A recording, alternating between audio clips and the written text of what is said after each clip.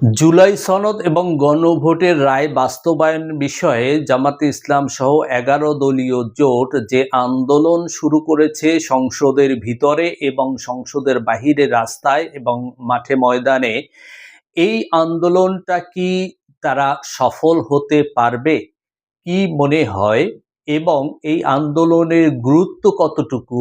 জনগণ আসলে কি চায়? জনগণ কি জুলাই সনদ এবং গণভোটের রায় এটা তারা বোঝে কিনা, তারা এটা চায় কিনা, এবং এই 11 দলীয় জোটের কতটুকু ক্ষমতা সক্ষমতা আন্দোলনকে আরো জোরদার করার, এবং সংসদে যে যুক্তি জামাতে ইসলাম সহ 11 দলীয় জোট তুলে ধরছে এই গণভোট এবং জুলাই সনদের পক্ষে, সেগুলো যথেষ্ট কিনা, এবং বিরোধী দল এবং সরকারি দলের ভিতরে শক্তি কতটুকু, তার সমান্তরালভাবে চিন্তা করলে তাতে কি জামাতে ইসলাম এই তাদের যে দাবি সেই দাবি পূরণ করতে পারবে কিনা, সরকারের কাছ থেকে আদায় করতে পারবে কিনা, এই বিষয়ের উপরে আমি একটি লং ভিডিও বা বড় ভিডিও দিয়েছি। সেই ভিডিওটা দেখার জন্য আপনাদেরকে একান্তভাবে অনুরোধ জানাচ্ছি। সাথে সাথে আমার দেশে আমার মা এই ইউটিউব চ্যানেল এবং ফেসবুক পেজটাকে